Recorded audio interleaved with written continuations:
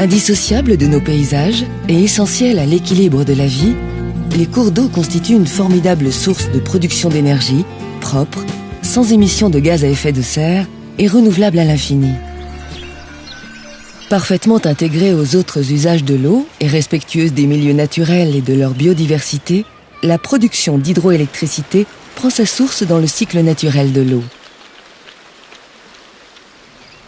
Sous l'action du soleil, l'eau des océans s'évapore, se transforme en nuages, puis, au gré des événements climatiques, retombe en neige, pluie, grêle, qui alimentent les cours d'eau et fournissent leurs matières premières aux aménagements hydroélectriques. Ces installations convertissent l'énergie naturelle des rivières et des fleuves en énergie électrique.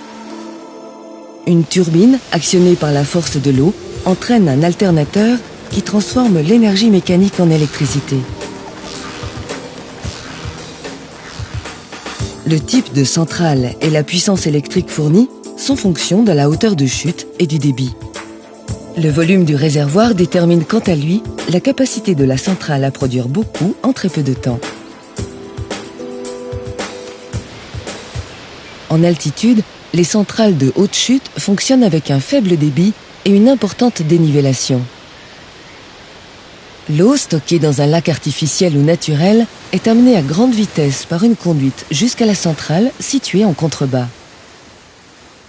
Après avoir été turbinée, l'eau retourne au milieu naturel sans altération et l'électricité produite, une fois sa tension adaptée, rejoint le réseau de transport, puis celui de distribution.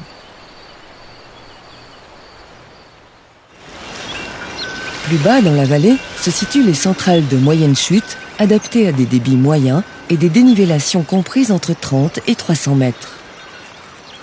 La centrale de production est souvent directement raccordée au barrage de retenue.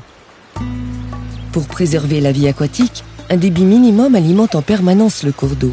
C'est ce qu'on appelle le débit réservé. C'est en plaine, là où le terrain offre peu de relief, que se situent les aménagements hydroélectriques de basse chute. Avec peu ou pas de réservoir, ces installations équipent les cours d'eau dont le faible dénivelé, moins de 30 mètres, est compensé par un débit important.